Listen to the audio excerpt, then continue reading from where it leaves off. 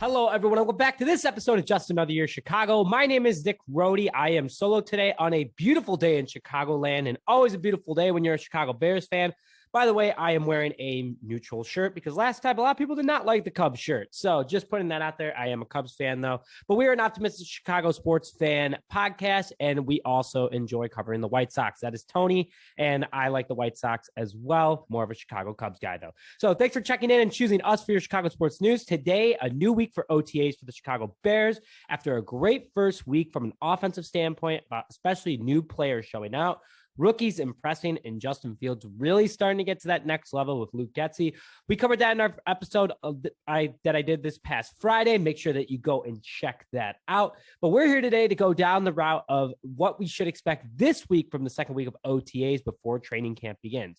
No new roster moves were made since our last episode. Just want to put that out there, but this is a stronger roster as a whole every single passing day. More reps, more practice, you're getting a lot better.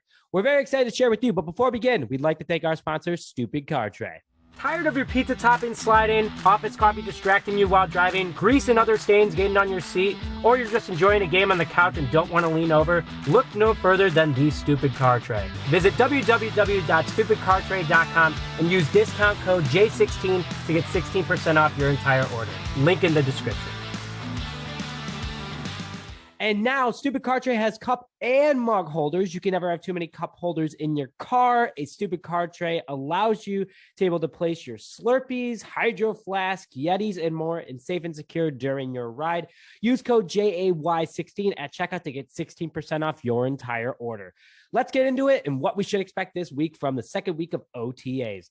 Last week was very highly offensive focused. A lot of it was Justin Fields going through the motions, getting, more comfortable with Luke Getsy's offense with the targets that he's going to be working with this year and targets that are trying to make the name for themselves, especially the guys that we ended up signing last week. Again, go back to our last episode to learn more about that. But it's going to be highly defensive focused this year. Both sides are going to benefit, or this week, not this year, this week. Both sides are going to benefit from it. There's no doubt about it.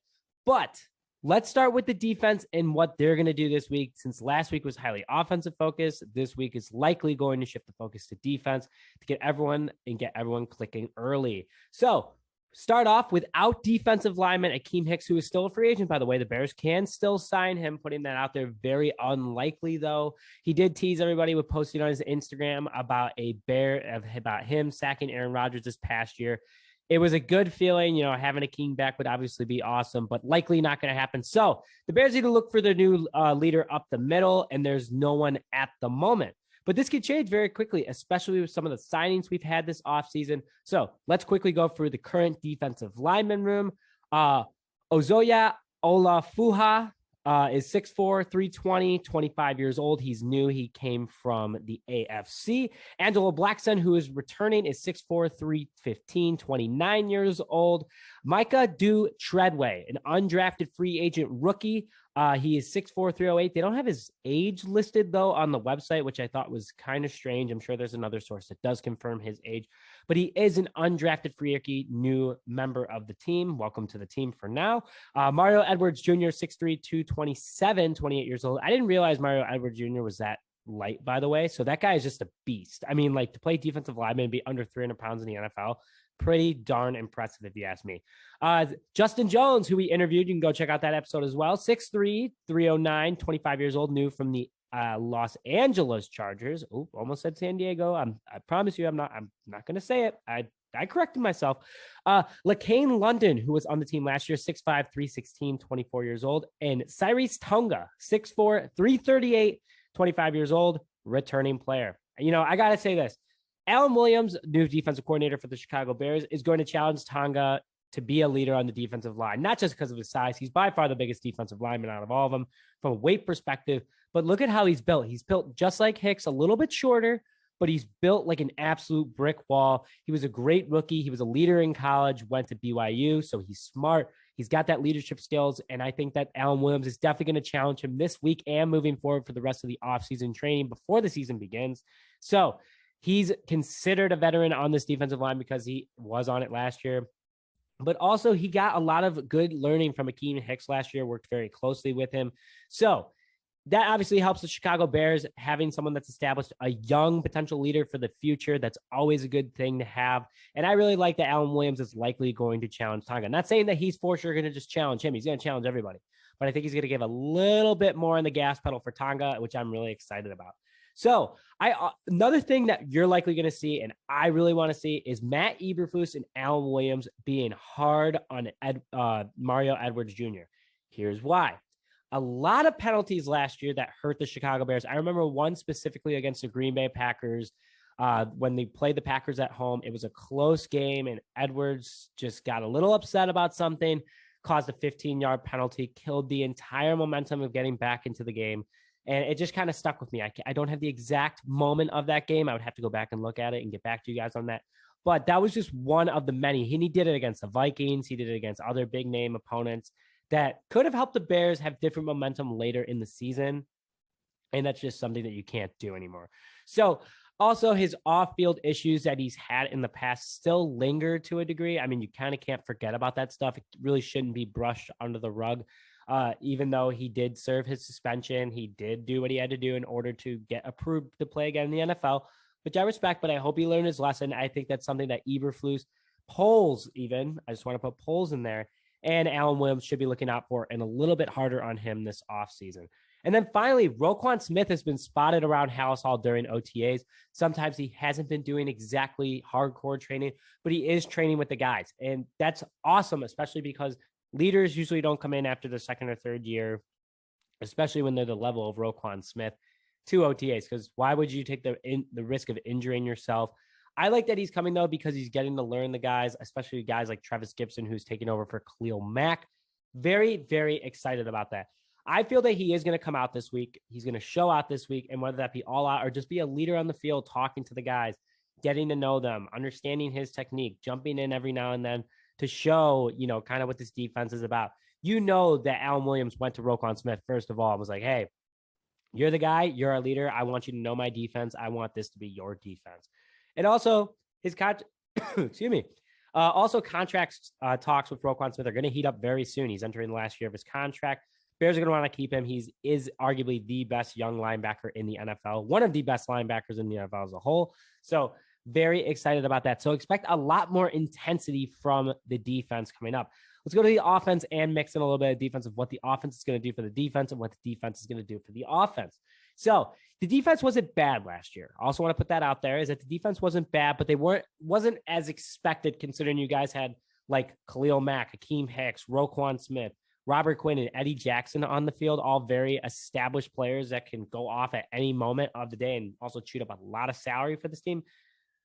There wasn't the expectation that we received. I mean, we're a middle defense in the NFL. We were number one in a few categories, but in the secondary category, we were dog. We were bad. So hopefully that's going to change this year, especially after this draft. I mean, we've gone through the secondary review. We could do a more secondary review as offseason goes on, which we're very excited about. And as we get closer, we'll continue to do those. But this year is different. The Bears brought in players like Kyler Gordon, Jaquan Brisker, Al-Qaeda Muhammad, Justin Jones, and Nicholas Morrow are all key additions to this defense that have played in very similar defenses, if not exactly Alan Williams' defense in Indianapolis. Bringing that over to the Chicago Bears, all those additions are likely going to be starters, if not very heavy rotation players. And that's going to be huge for the Chicago Bears, especially this week in OTAs. Why? Because according to Justin Jones, everyone gets to shine. There is not one guy that the past, Bears defenses that it's been shared. It's always been Mac's going to go on this play. Roquan Smith is going to go on this play. Robert Quinn's going to go on this play. Justin Jones explained that's not how it works here anymore. Everyone's going to shine on this defense every single play. And that's what you want to hear. That is what the Chicago Bears need. Can't just focus in on one talented player. Also, you're going to get shut down and everyone else is going to be in a weak spot. So it's going to benefit the offense greatly because of this. Fields is going to have more of a challenge on the field every day while he's working. He's going against a better defense. He's going against players that already know the defense.